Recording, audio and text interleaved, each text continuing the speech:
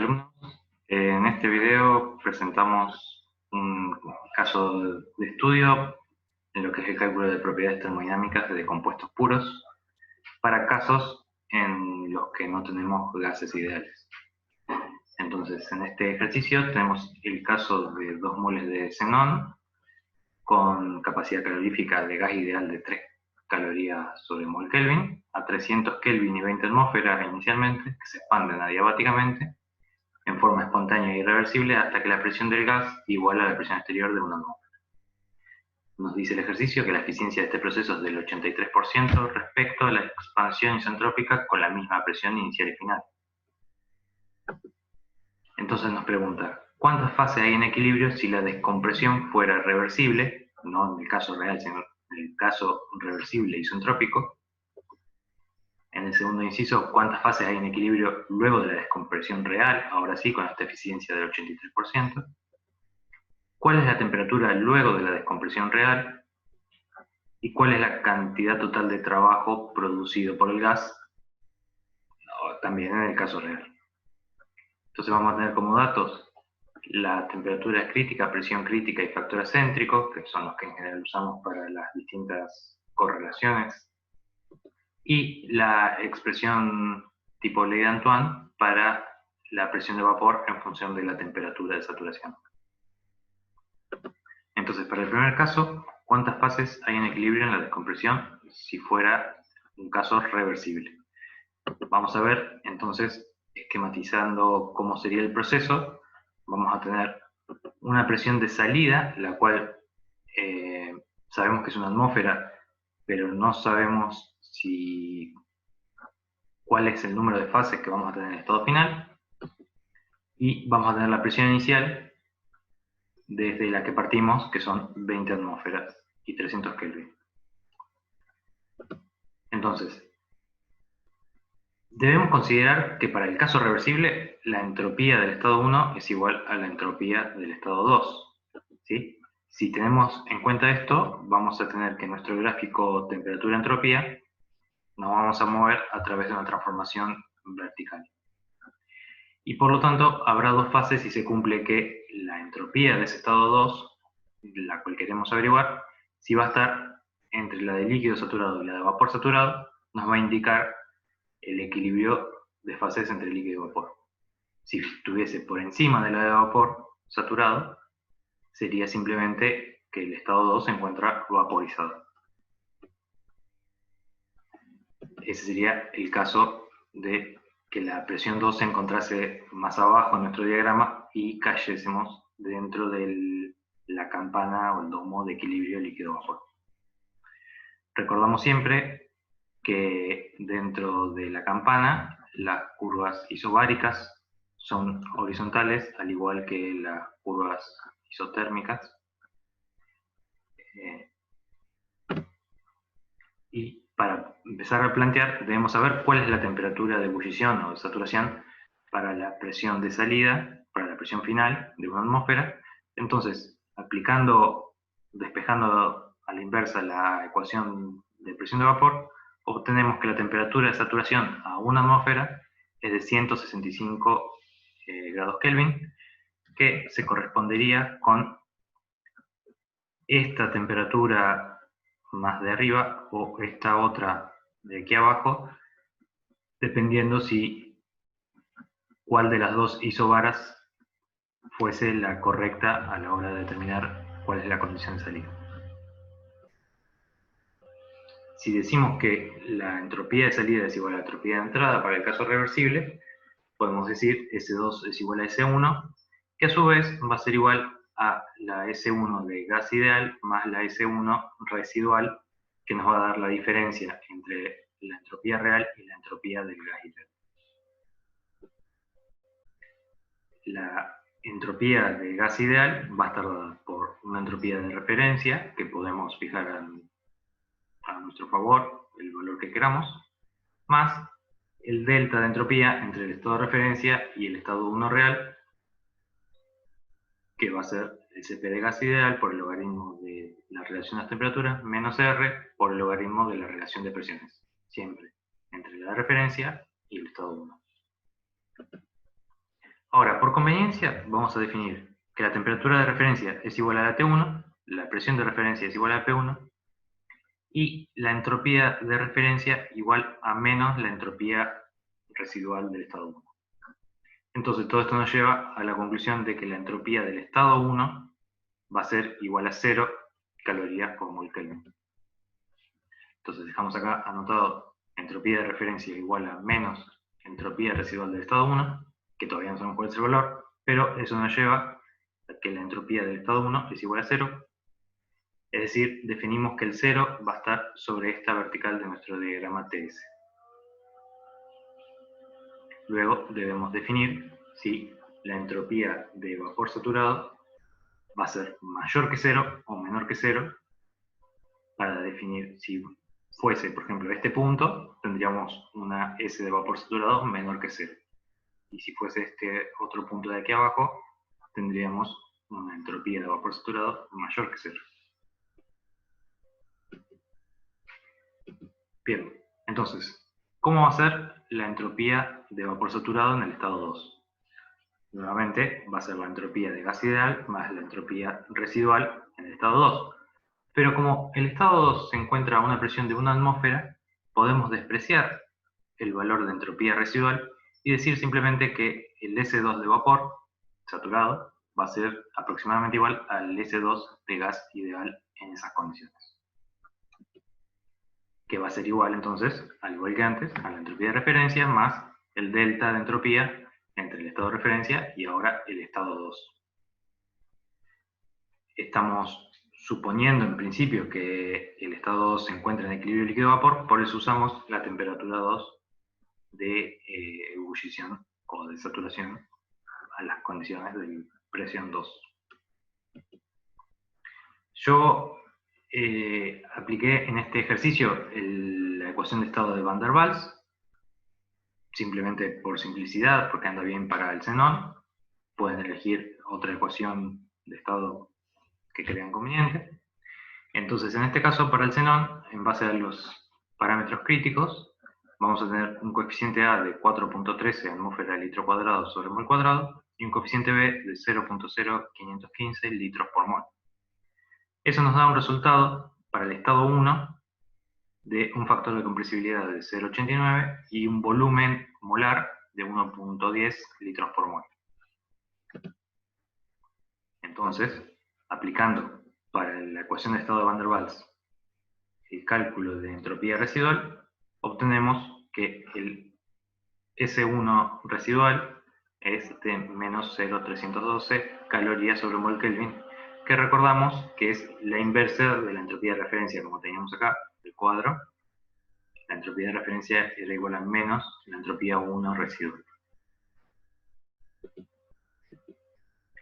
Entonces, ahora, aplicando a la entropía de vapor saturado, era la entropía de referencia, que era menos la entropía 1 residual, más el delta S este, obtenemos una entropía de vapor saturado de 3.28 calorías por mol Kelvin, lo que nos define que va a ser mayor que la entropía del estado 1, que convenientemente la definimos igual a 0, y por lo tanto nos encontramos en una condición de dos fases en el caso reversible, en el caso A. ¿Qué pasa en el caso B? Ahora limpiamos el gráfico, sacamos la isobara que sabemos que no va a ser la real, y para este caso B vamos a tener que ver cuántas fases hay en el equilibrio luego de la descomposición real. Recordamos ahora que la eficiencia en el proceso real es del 83% respecto a la eficiencia isentrópica. Entonces, el proceso va a suceder con un aumento de entropía. Pero este aumento de entropía nos va a llevar a un punto, esté por dentro o por fuera de la curva de equilibrio líquido-vapor. Eso es lo que vamos a tener que determinar. Para eso, aprovechando la definición de eficiencia de entropía, nos vamos a basar en realidad en la energía interna, ya que es un sistema cerrado, nos manejamos con energía interna. Y por la definición del primer principio, sabemos que el cambio de energía interna va a ser igual al trabajo reversible, ya que es un sistema adiabático, no hay intercambio de calor. ¿Y qué va a ser el U2 reversible? Va a estar dado por el U2 de líquido saturado por la fracción de líquido saturado, más el U2 de vapor por 1 menos la fracción de líquido saturado, es decir, la fracción de vapor. ¿Sí? Cuidado con esta definición, podría estar dada al revés, podría estar dada como que X2 fuese la fracción de vapor. ¿Sí? Tengamos cuidado cómo definimos la fracción, en este caso sería fracción de líquido. Ahora bien, este delta U que tenemos, U2 reversible menos U1, va a ser igual entonces al delta U que tendríamos en condiciones de gases ideales, más el delta U reversible, que va a ser el U2 reversible este que estábamos definiendo antes, menos el U1 residual. ¿Sí? Era residual. El delta U de gas ideal más delta U residual. A eso me refiero. El U1 residual, aplicando de vuelta la ecuación de estado de Van der Waals, obtenemos que es menos 90.7 calorías por mol. Y vamos a tener también, aplicando la ecuación de Van der Waals, que el volumen en la presión 2 de saturación para el líquido saturado va a ser 0.06561 litros por mol. Y eso nos lleva a una energía interna residual del líquido saturado de menos 1525 calorías por mol. Para el caso del vapor saturado, la residual, al igual que pasaba con la entropía, va a ser igual o muy cercana a cero, debido a la baja presión que tenemos en la condición salida de una atmósfera. Entonces, para poder determinar cuál es el trabajo reversible, nos está faltando conocer cuál es la fracción de líquido y de vapor que vamos a tener en esa condición de salida. Para eso, volvemos a basarnos en la transformación isoentrópica que tenemos desde el punto 1 hasta el punto 2 reversible. Es decir, tenemos un delta de entropía igual a 0. Y encontramos esta expresión equivalente o análoga a la que teníamos antes para la energía interna. Tenemos el delta S de gas ideal más el delta S residual, que va a estar dado por la entropía residual de líquido por la fracción de líquido, más la entropía de vapor saturado residual por la fracción de vapor. Todo eso en el estado 2, menos la entropía residual en el estado 1.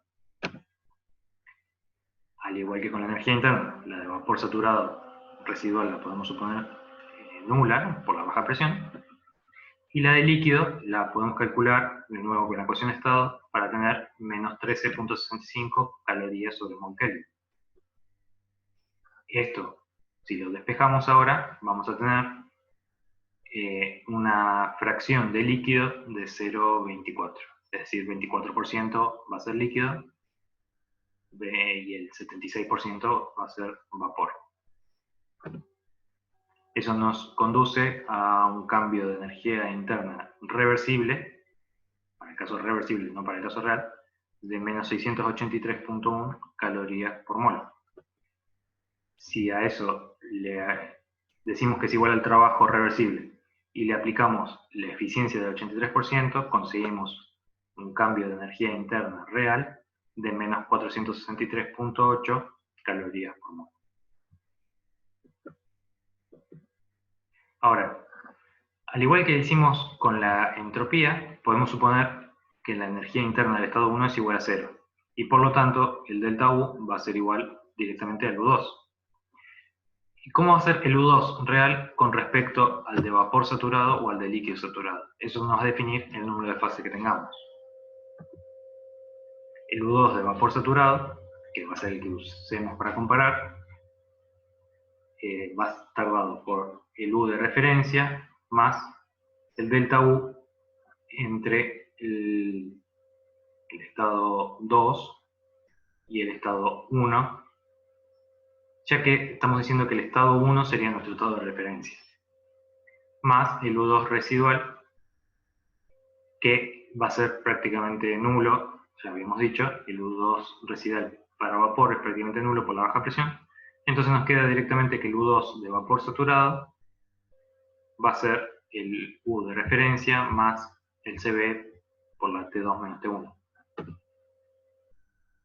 El U2 de referencia ya lo habíamos calculado, si decimos que es igual a menos U residual, y va a ser igual a 90.7 calorías por mol.